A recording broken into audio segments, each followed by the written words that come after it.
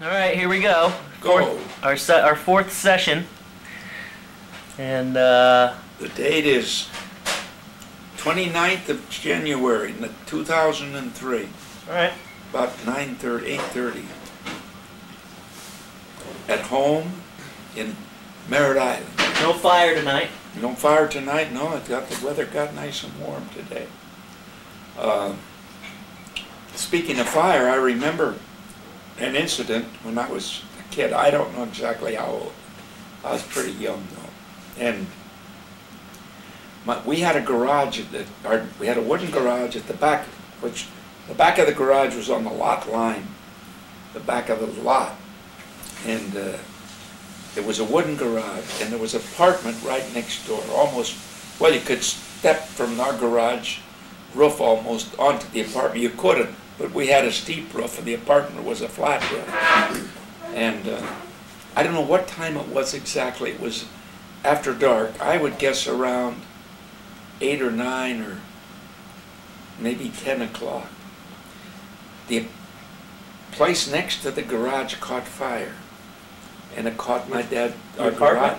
Yeah, caught on the roof. I don't know how it started. I don't remember. Caught our garage on fire.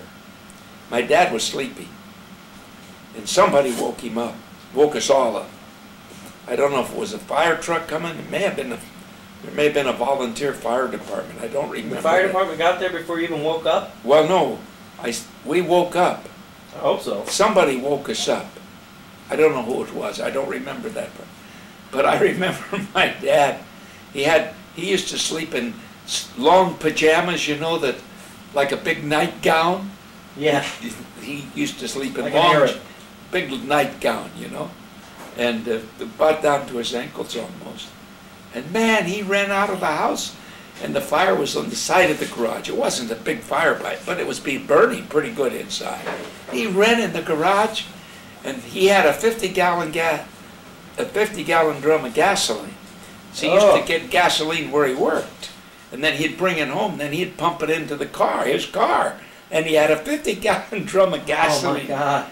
And I sort of remember him carrying it. He couldn't have carried it. He must have flipped it on its side and rolled it out of there. Man, was he wasn't panicked. Well, maybe he was panicked. He really he could care less about the fire. He was after that gasoline.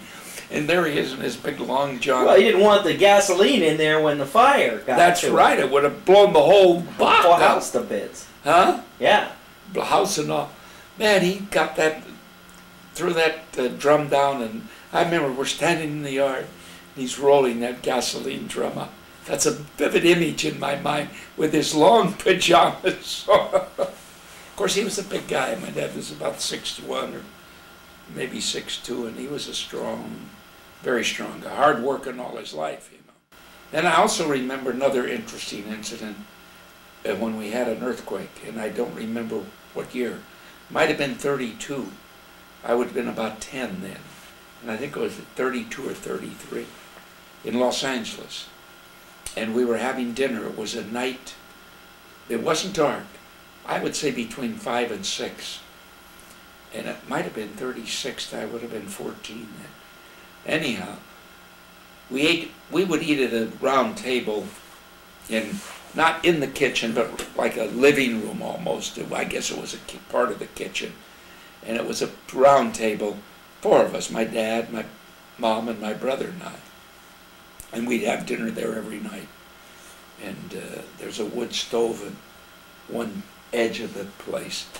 But we're having dinner, and we had a single bulb hanging from a wire hanging from the ceiling with a single bulb in it that would light up the table. That was on.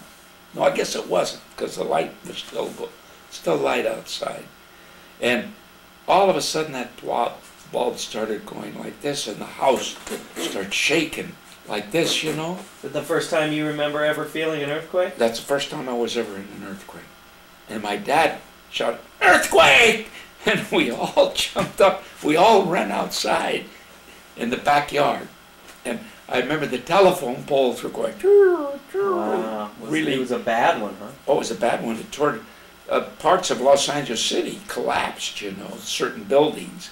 The whole city didn't collapse, obviously, but it was probably the worst earthquake in the Los Angeles City in the city that's ever, there's not been a bigger earthquake in the city of Los Angeles. There's been in San Fernando Valley and up north. Of course, I've been in 3 or 4 earthquakes, 2 in Central America, 1 I think in Antigua, and 2 maybe in California. There was another one in California up around Bakersfield, and my dad was working in the oil fields then, and he told me up there they had a 6-inch pipeline, and it's pulled the pipeline in half and jammed one end of the pipeline back in the other end. So when the earth starts moving, it's spooky, because earth is something you always think of as a very solid platform, you know. And when it starts shaking, it can scare the hell. Yeah, they're different kinds. I was in one where I think it must have been my imagination. You could see the wave coming across the ground, because it was going like this, you know, a rolling action. Some of them are shaking, and some of them I've been in are rolling. They act differently. Anyhow, those are 2 incidents that I thought might be rather interesting that happened when I was a kid. So how did your house hold up? The house didn't fall down. Our house held up fine. We were quite a ways from the center of far enough from the center of Los Angeles, it didn't bother our house. Oh, it was centered right in Los Angeles? Yeah, pretty much. I don't know where the center was. I knew buildings, but see, the houses, wooden houses, you know, they move like this. They don't, but brick buildings, and there were brick buildings in Los Angeles that fell down because they're solid, you see. And when they shake, they fall. They don't wave. Didn't you say your house was on stilts, though? Yeah, it was above the ground. About you could crawl underneath. So I'm kind of surprised it didn't slide off of those. Oh no, it didn't knock it off. I guess it was on posts, you know, joists and things like this, because we used to hide under it. Yeah, right. You told me that. I think it must have been 2 feet tall off the ground, because I remember we had lath around the bottom of it. You know, the front porch was kind of like maybe like this house. Which one? This one here, the top part of this one? That's above the ground. Yeah, about that high, maybe a little higher.